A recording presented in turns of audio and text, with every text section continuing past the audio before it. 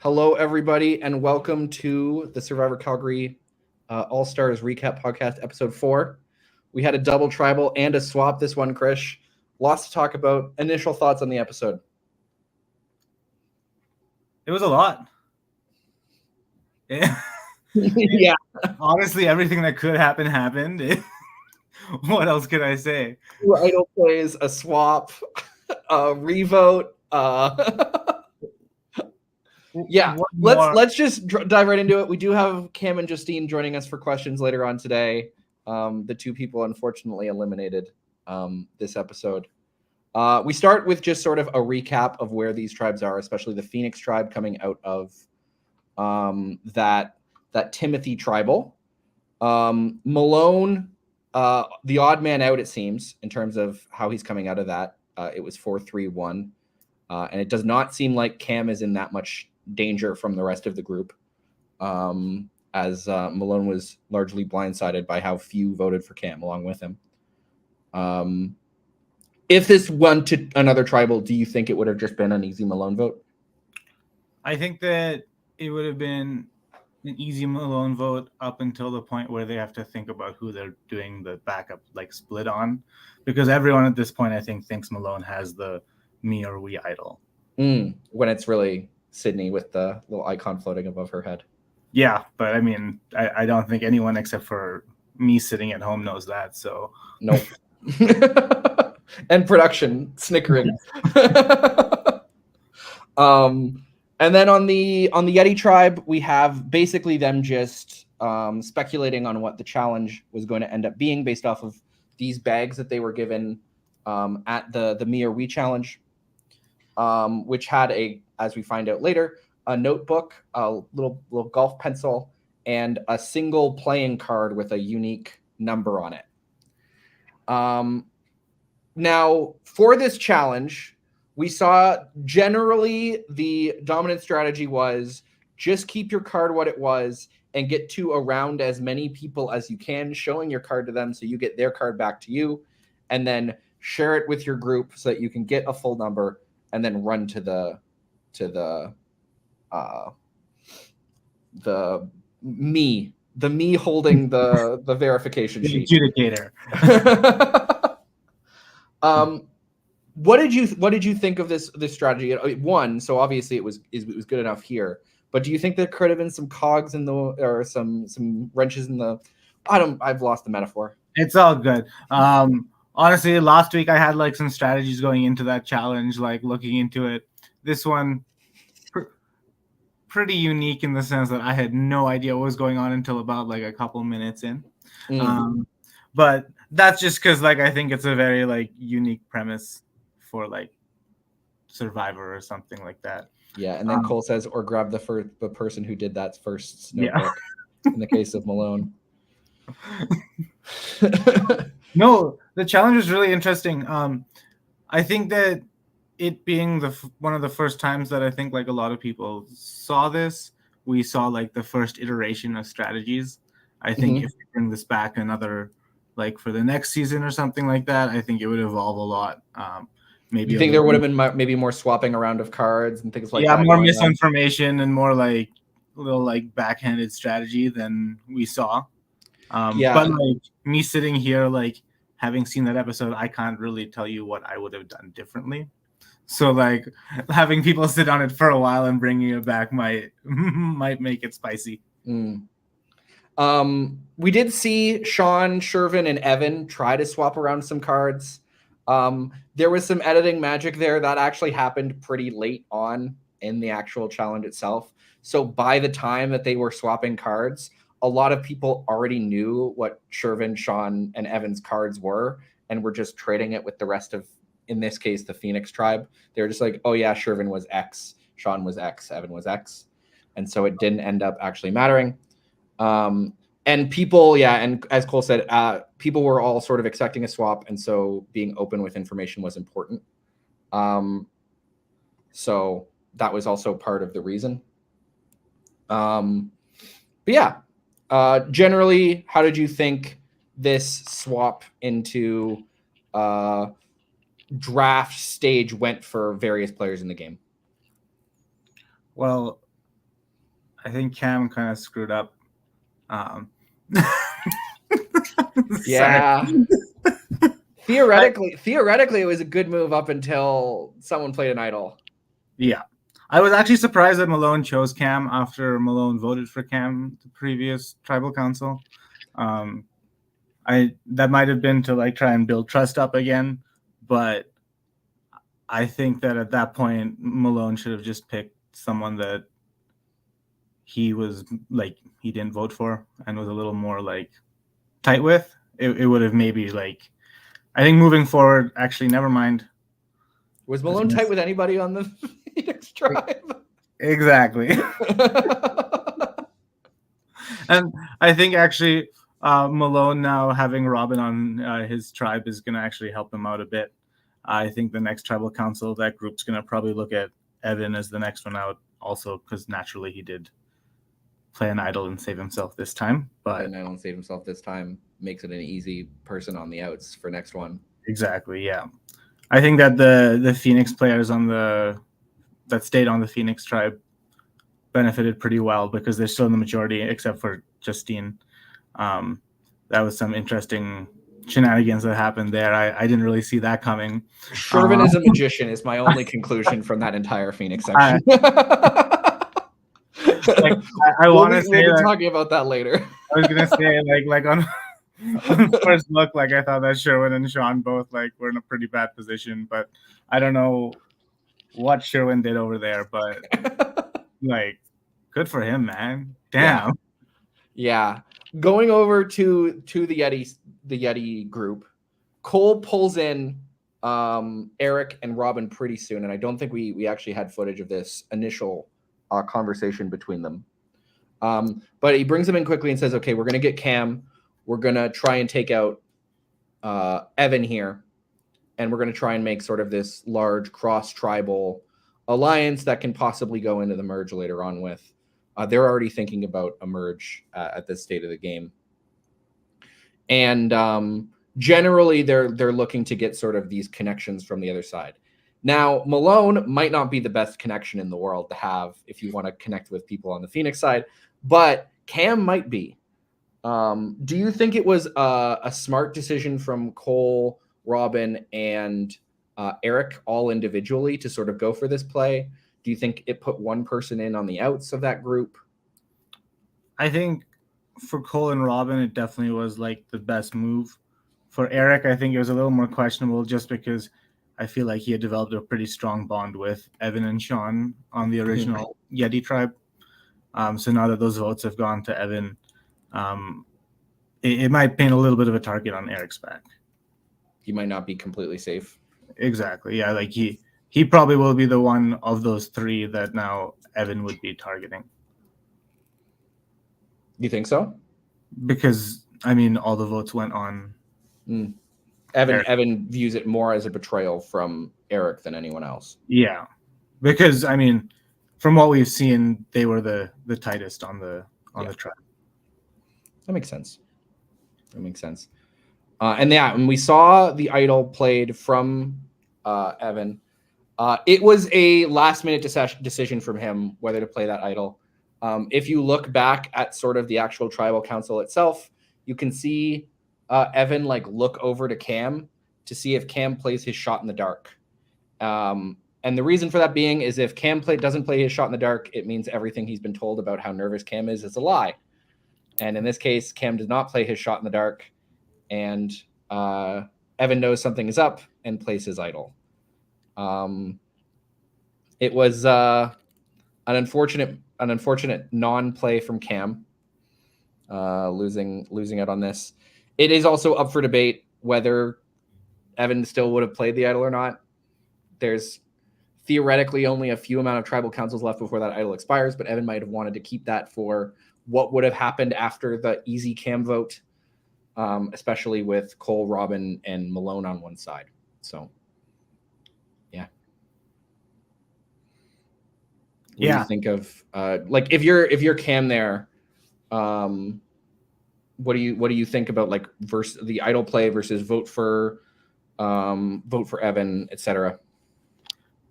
I I see where Cam was coming from, not using his shot in the dark, but I also feel like for that plan to work, knowing that Evan had the idol, like, No, he didn't know that Evan had an idol. oh, okay. It was the Phoenix tribe that knew Evan had an idol. No one else knew that Evan had an idol. Oh, Phoenix tribe knew that Sean had an idol because Sean told Shervin. yeah, it would. Evan kept the idol a knew secret that from. Evan had the idol. Yeah. Okay, my mistake. Sorry about that. So if you're going up to the podium and you don't know anyone has an idol, including the person you're voting for, does that change that? Yeah, populace? I mean, as we saw, everyone except for Evan voted for Evan.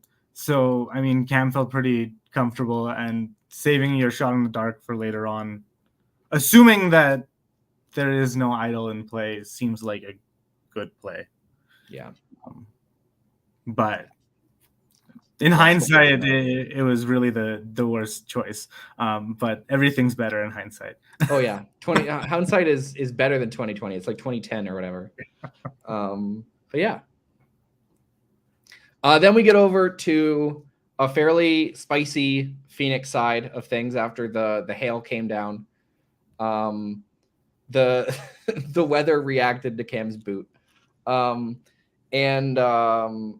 We got Jackson finding, like, being the reason that Taylor finds the lockbox idol with his conversation about what was in the notebooks from people. First of all, what do you think of Taylor getting this lockbox idol and it being so public? Man, I feel like other than Evan's idol, and Sydney's, but idols are like public knowledge for the most part. Everyone knows about Cole's idol. Everyone knew about Sean's idol. I'm assuming now everyone probably is going to know about Taylor's idol because we saw him telling Sherwin about it. Everyone knows about Taylor's idol at this point. He basically showed the whole team.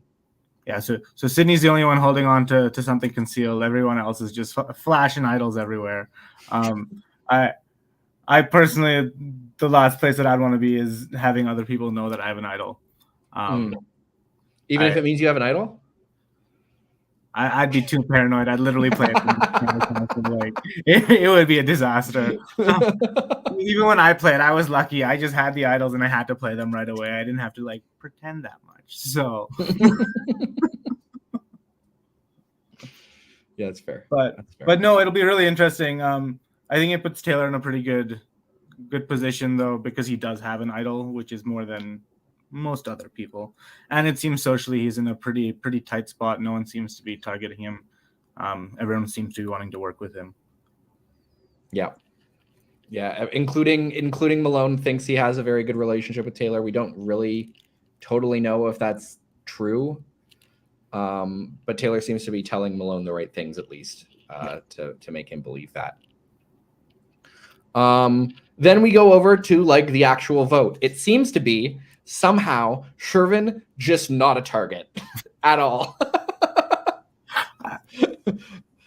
It was mind-blowing to me watching all of this happen. It's like he didn't even say anything specific. He just completely said, "Hey, I'm a loyal player. There's everything about my last tribe to show you that I definitely am trustworthy.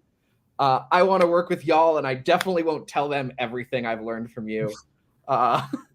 You should work with me." And they just buy it.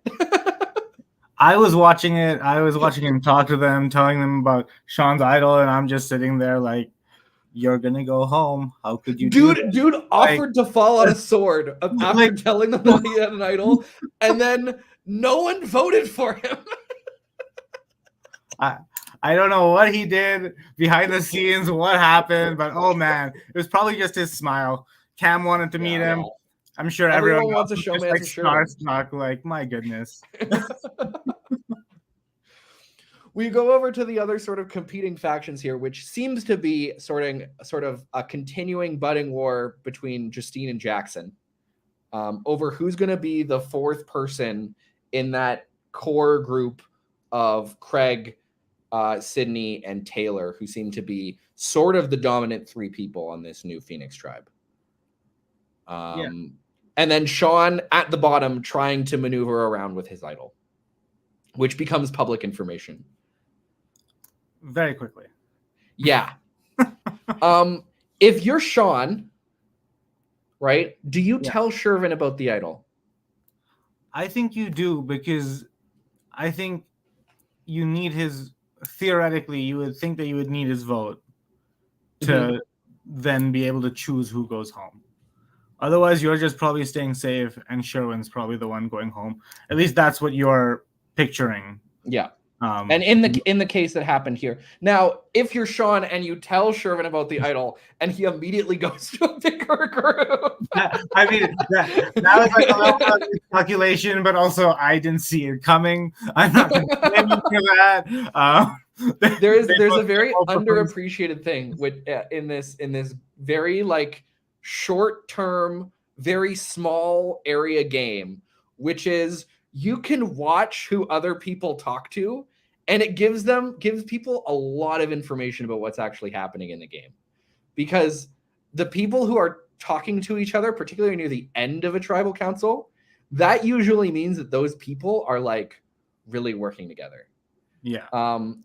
So if you're going to go on Survivor Calgary in the future, watch who people talk to as like a big indicator of who they're working with, because that's the only direct way of knowing who people are working with other than the votes. And even with the votes, you don't know that much. It's true. It's true. Now with this Shervin thing, Shervin says, hey, here's the information about the idol. I am willing to fall on the sword. What do you think of this move? It obviously worked, but that's sort of a hindsight calculation. Do you think it was a good move from Shervin? Honestly, I was sitting there thinking that he was an idiot. I was like, that Sean has the idol. This is not the play to make. Like, who else are the votes going to go on? Apparently not him. But, I mean, we saw it kind of immediately work when the rest of that group of 4 who was around him were like, no, that can't happen. Which again goes to how was like them acting, but it felt like it, right? And then no, it was real. Although to some degree, we also know that there was supposed to be a vote on Shervin. Maybe Shervin should have gone this episode, but Craig was either intentionally or unintentionally confused about who he should be voting for. We don't really know if that's 100% truth from Craig. It's just what he told Sid. But yeah, that's the reason to some degree why Shervin isn't sitting where Justine was. I think Craig knows what he's doing. He's won this game before. We saw him also win this immunity challenge. I think he knows exactly what he's doing. A little bit, maybe. But he's playing it off well. Yeah. You can't deny that. Yeah.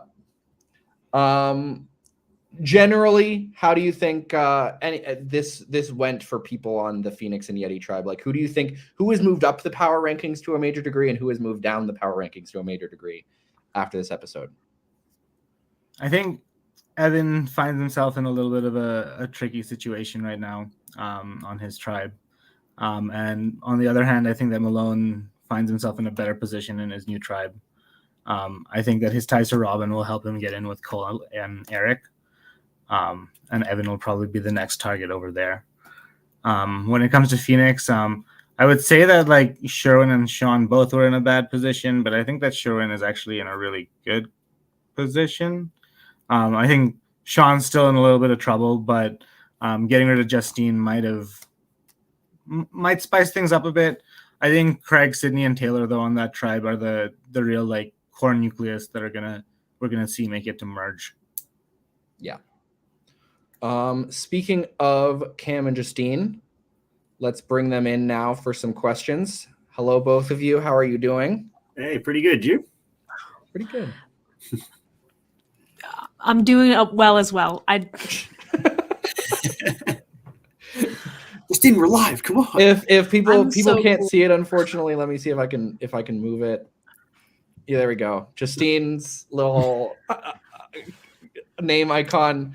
Justine has never known what show she's on, and Cam is the best fourth boot of all time. And don't you forget it.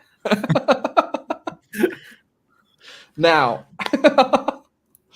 generally, how did y'all feel about that episode? Your games etc. That episode's a write-off. Honestly, if you skip that one, you're not really missing too much. No, I'm kidding. It was good. Watching it back, like watching my heartbreak in real time when Evan stands up. That's always nice. You get to relive those moments. But I don't really think I played anything wrong. I took a big risk with what I did by choosing Cole, knowing it was likely to put me at a disadvantage. But last game, I was kind of voted off at the merge because the whole other side didn't have any connections with them, and I was a threat. So I kind of wanted to get rid of that right away and just start building bonds with the other side before the merge hit where it might be too late.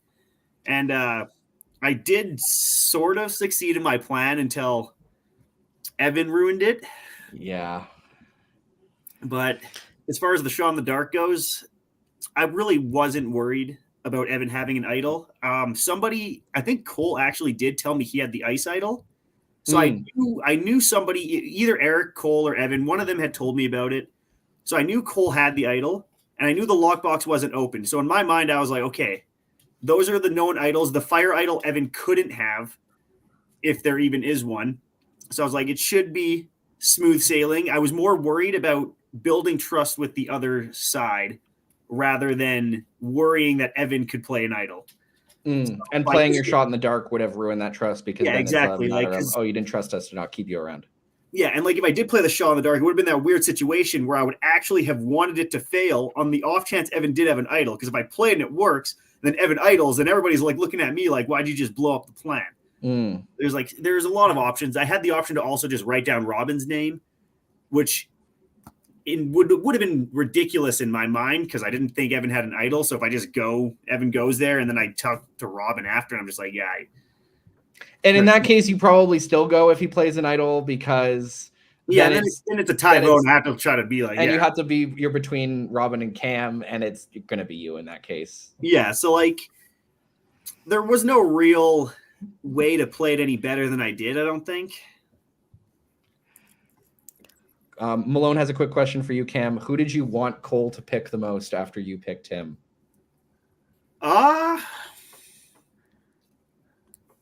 Probably Eric. He chose Robin immediately, which I wasn't upset about because I was like, okay, well, I actually wanted to work with Malone, even though he wrote me, he voted for me the last tribal, but we patched things up off camera. I genuinely really liked Malone and was fully willing to work with him. So by having Robin as the next choice, I was also like, this is fine. But you wanted more ice after picking Cole. Despite what you might have said in the guys I wanted the most were either Cole and Eric or Cole and Shervin.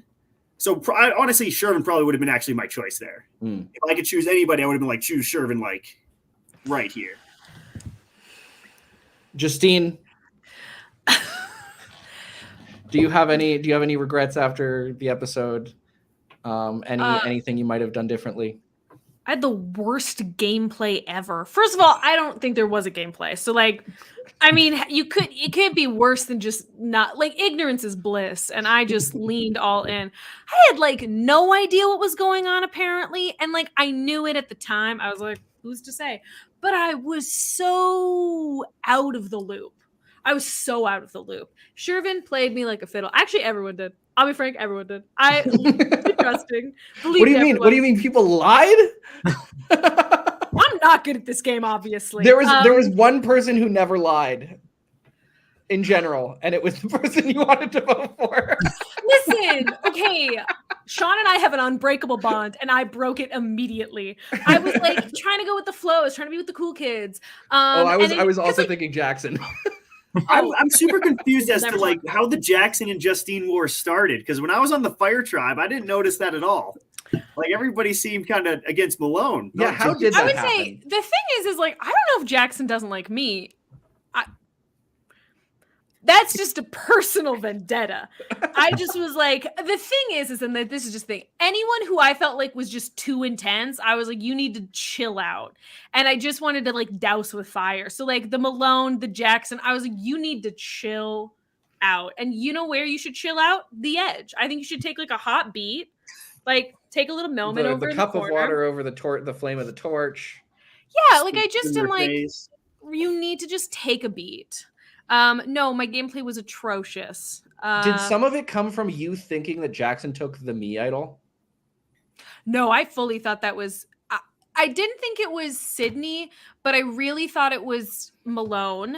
And then past that, I really thought it was Craig. Like, I really thought Craig was lying his whole little life around. Even when he got voted out, like, I'm hanging out with him and I'm like, I can't trust a single thing you say, dude.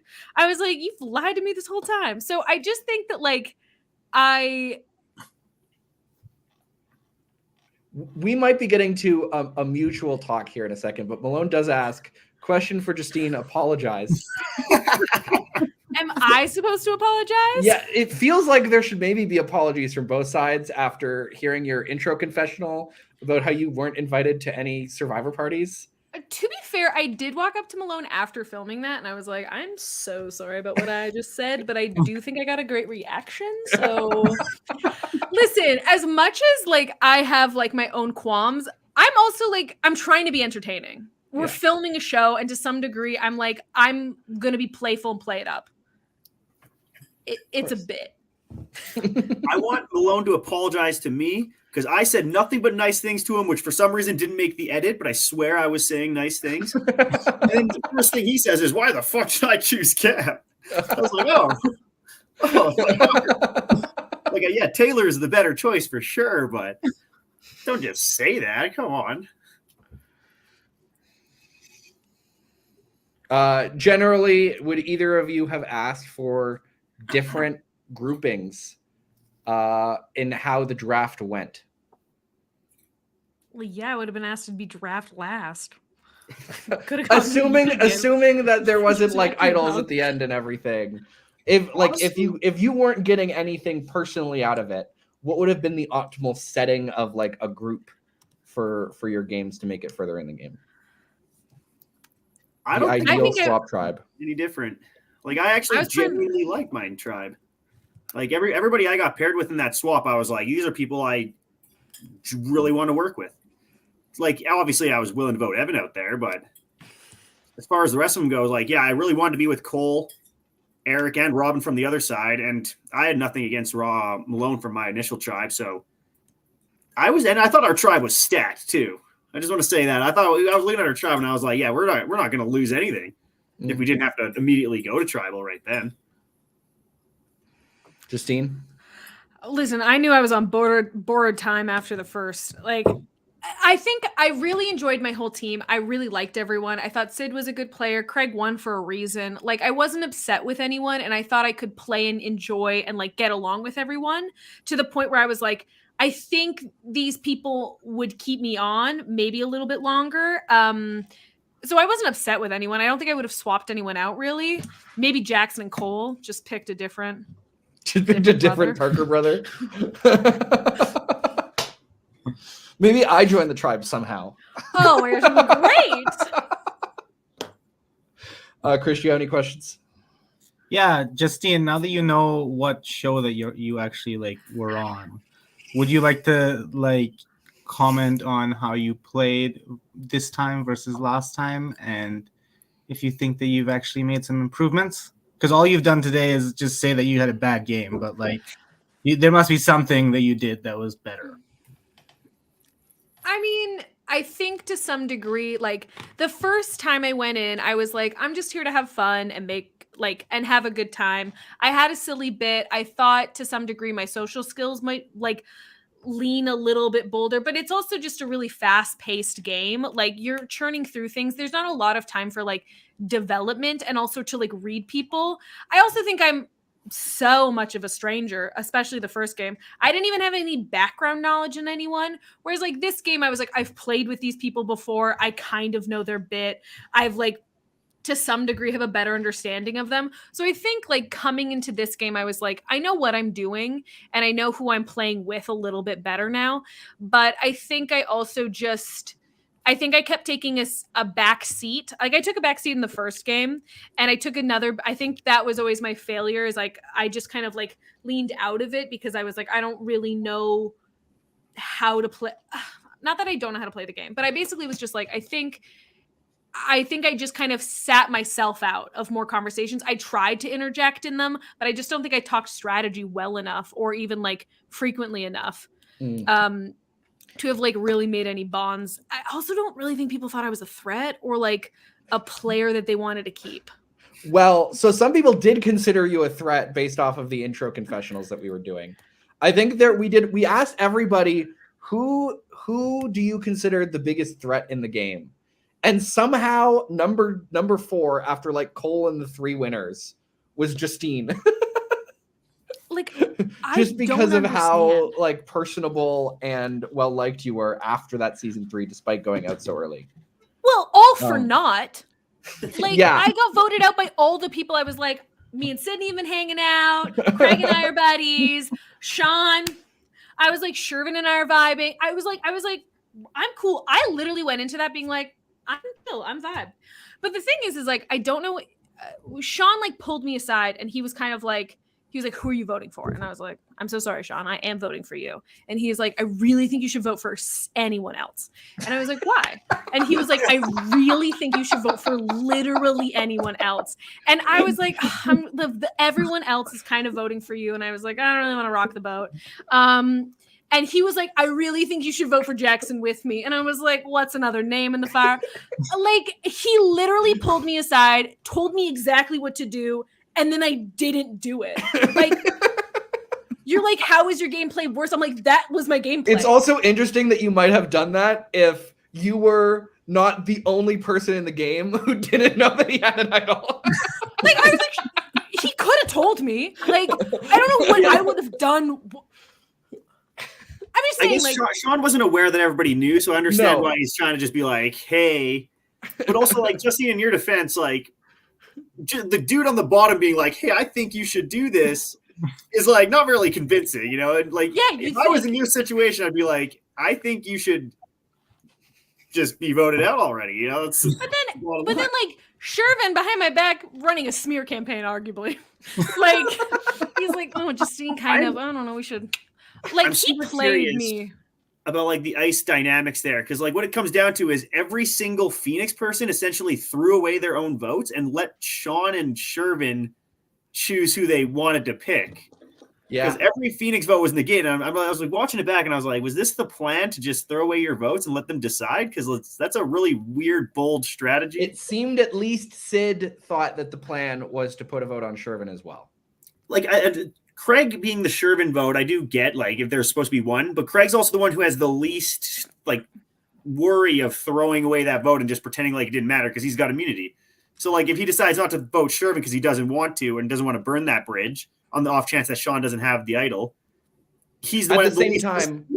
Craig did lose a fairly good ally this episode. It seemed like Justine, and maybe you can tell me if this is right, Justine. Justine was probably the most allied strategically with Craig in the game. Am I correct in saying that?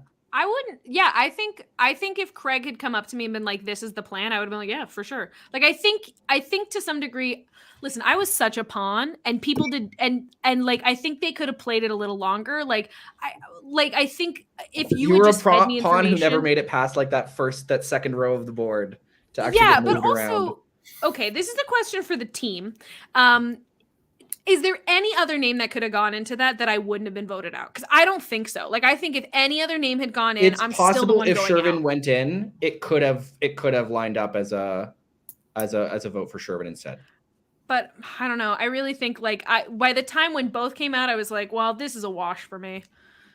Because no one would talk to me after, and I was like, all right, well, it's been a good run. Like a little surprised that they choose to keep Jackson over Justine. I do know that me, Sid, Taylor, and Jackson had like a pretty core 4 prior to the swap.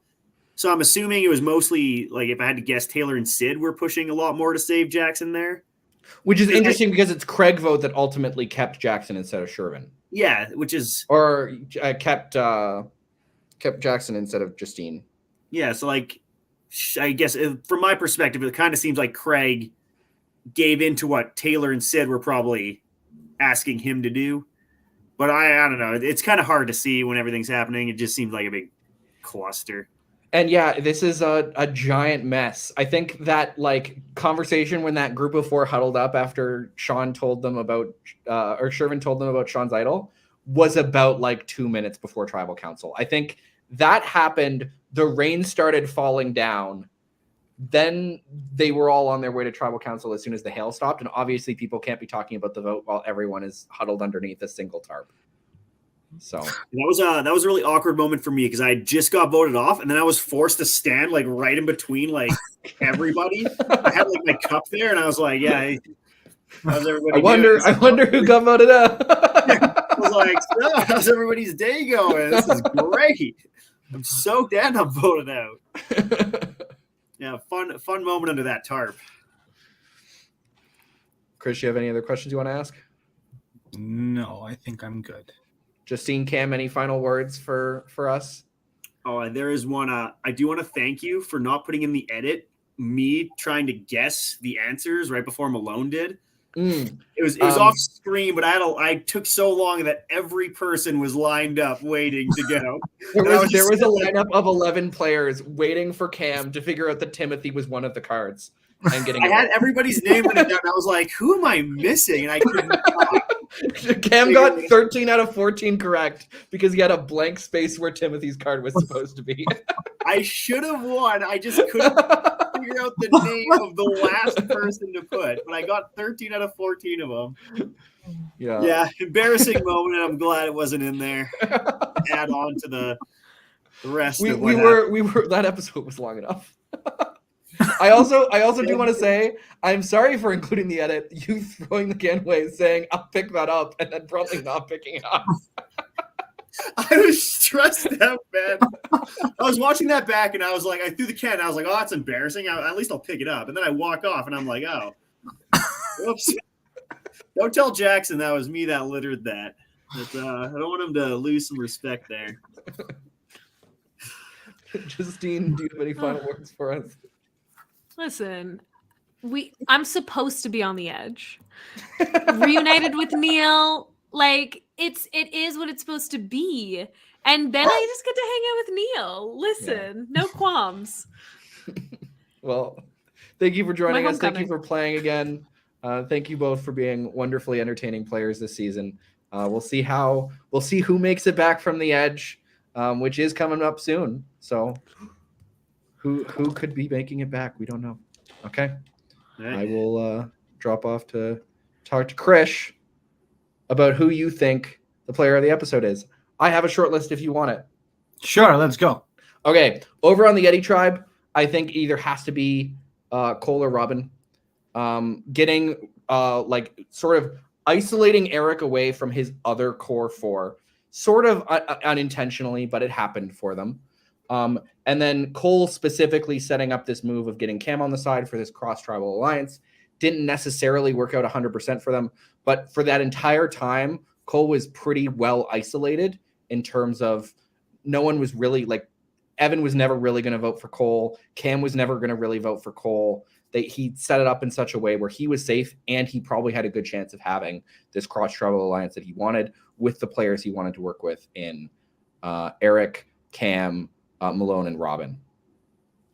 On the other side, on the Phoenix side, we can give it to Taylor for finding the lockbox idol, getting together still in that group of core Phoenix group, never really being in danger, setting up this thing with Malone where Malone still thinks Taylor's on his side.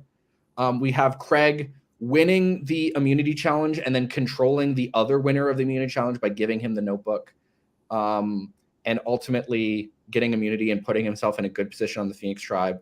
And then we have Shervin, the magic man, who somehow should have deserved every vote in the book, but somehow with his charm, made it so that no one actually wanted to vote for him. I'm happy you mentioned Sherwin because honestly, I still don't really know what he did, but like the Houdini escape trick, amazing. It's still when you have luck. Seriously. Yeah. Is Shervin your pick? Yeah, it has to be. No votes. And he got Justine out, who he did vote for. So all in all, he was the only person to actually pick the person who went home on his tribe. And the reason I don't bring up Evan or Sean is I do think they played the sort of obvious moves of I play the idol. They weren't able to turn those idols into better lasting positions going into the future. So they are probably on the bottom of both of their tribes right now. So, and that's tough though. Like coming in as the last pick, you already know that you're going to be on the outs. The idol gave them at least another cycle to try and work something in there. Especially when you're just one person, you can't even split you can't beat the split really. No, we'll see how they're able to finagle their way out and continue, maybe make it to the merge. We'll see. Krish, any predictions for next episode? Honestly, I wish I could make any predictions with this show, but every week my expectations are try.